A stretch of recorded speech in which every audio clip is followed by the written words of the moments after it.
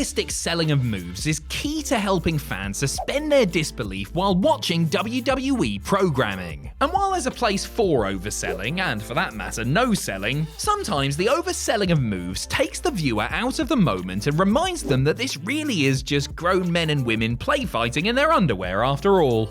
Other times, however, the oversell, ridiculous as it may be, works in the moment and helps an otherwise routine segment or match stand out. I'm Adam Pachisi from Cultaholic Wrestling, and these are the 10 most ridiculous WWE oversells. Join us! Number 10, Game Over Sell. While oversells on live WWE television are rare, wrestlers are more likely to let loose and goof off on a non-televised house show or during a post-show dark match designed to entertain the live crowd after a taping. Case in point, Triple H. The Cerebral Assassin teamed with Ric Flair to take on Shawn Michaels and Randy Orton in a tag bout after the February 14th, 2005 episode of Raw was over. Thankfully, WWE's cameras were still rolling, and the match made its way to the 2014 DVD release, The Best of Raw after the show. I say thankfully because that has meant that Triple H's prolonged oversell has been captured for posterity. While he was taking a beating, the Legend Killer countered the game's flying thing with a raised boot to the face. This brutal strike caused Hunter to teeter on the verge of collapse for an entire minute as Michaels looked on quizzically from the ring apron. It appeared as though Trips had shrugged it off and went to make the tag, only to Flair flop as a punchline. Woo indeed.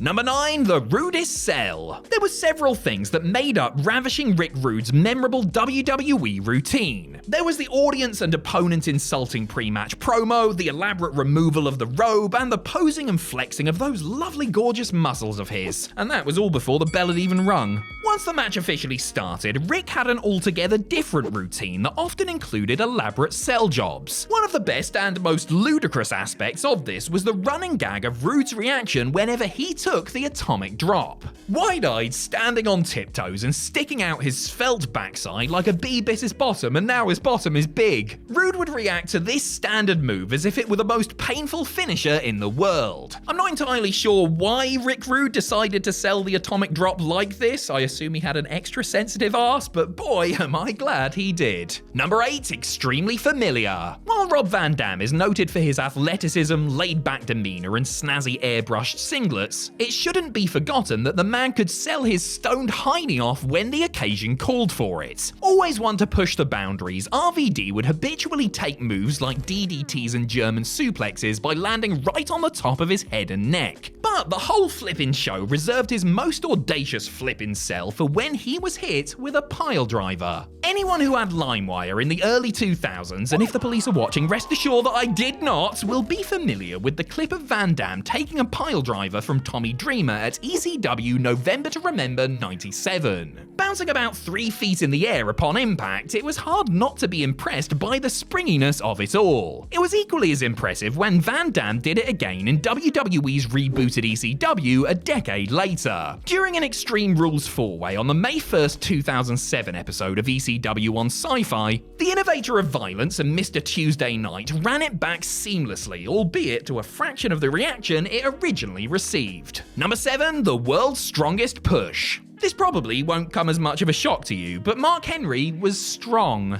He was strong enough to bend frying pans, strong enough to pull 2 tractor trailers at once, and he was strong enough to break a steel padlock in order to rip the cage door off its hinges. And those were all shoots, brother. What Mark Henry was not strong enough to do, however, was launch Batista all the way across the ring with a simple push to the chest. Well, actually, let me take that back. Mark Henry might have been capable of shoving the animal across the ring, but it still looked ridiculous when it happened on the May 10th, 2010 episode of Monday Night Raw. Perhaps if Big Dave had done it in one smooth motion, it would have looked alright, but he first took a couple of steps backwards and seemed to look over his shoulder to ensure that nobody was behind him before taking a delayed bump. To be fair, maybe Batista was just mentally checked out at this point, since he knew that he was leaving the company just a couple of weeks later. Number 6, Limitless Ridiculousness. The general consensus on Keith Lee is that WWE dropped the ball with him. I mean, they called the guy Bearcat, you know? Lee's WWE run may have been a missed opportunity overall, but he occasionally got to show glimpses of what he was truly capable of across his NXT and main roster runs. For example, in 2019's Men's Traditional Survivor Series tag match, where the Limitless one looked like a killer and eliminated Seth Rollins before being the last man eliminated by winner Roman Reigns. To make Lee look strong ahead of the pay-per-view, WWE booked him to stand tall during a 3-brand brawl at the end of the go-home edition of SmackDown. That included the big man hitting Montez Ford with a huge spirit bomb. I mean, it would have looked impressive enough, what with Lee launching Ford high into the air before catching him and drilling him with a sit-out powerbomb. But Tez tried to put things over the top by instantly getting to his feet and then going down to his back with another bump.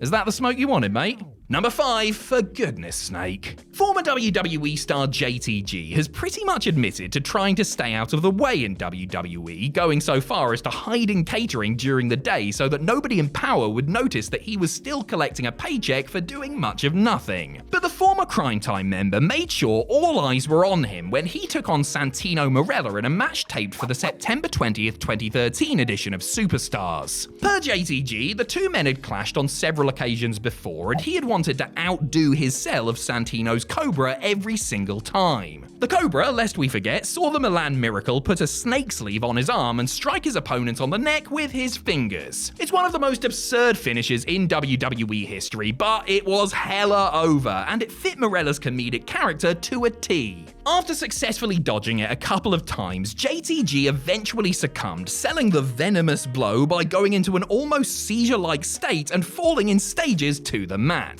JTG certainly earned his $500 guarantee on this night.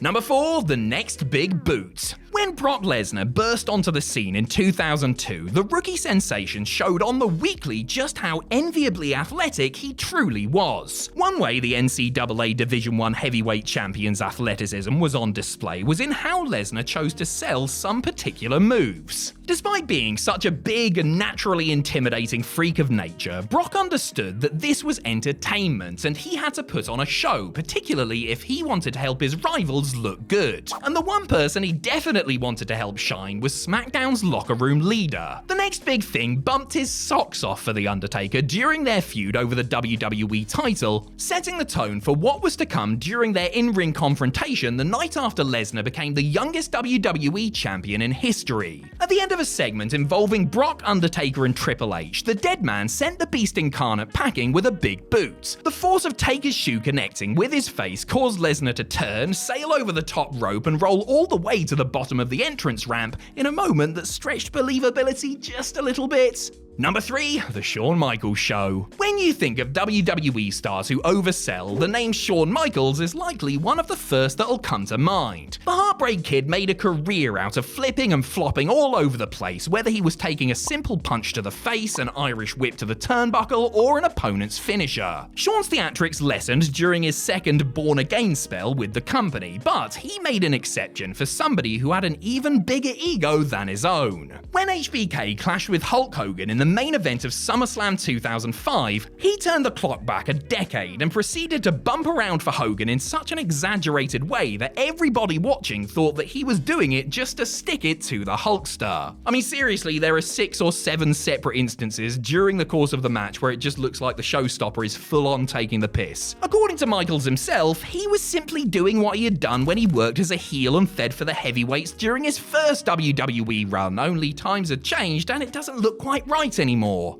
You realise lying is a sin, don't you, church boy? Number 2, adios, Ambrose. I noted earlier in the video that Batista's oversell may have been because the former WWE champion was mentally checked out when he flew backwards for Mark Henry just a fortnight before he walked out of the promotion. I think it's fair to say that Dean Ambrose was probably feeling the same when he took on Seth Rollins on the January 28th, 2019 episode of Monday Night Raw. In the night's first contest, the two ex-Shield members went at it in a rather ordinary match match that went around 12.5 minutes. The bulk of the action was unremarkable, but the ending spoke to the lunatic fringe's mindset at the time. Receiving Seth's curb stomp finisher, Ambrose first took the standard face-first front bump and then immediately got back to his feet. He then took a big old back bump and, as an exclamation point, flopped like a fish prior to being pinned. A day later, WWE.com announced that Dean Ambrose would not be re-signing with the company when it expired in April. Number 1. 1,000 Stunners.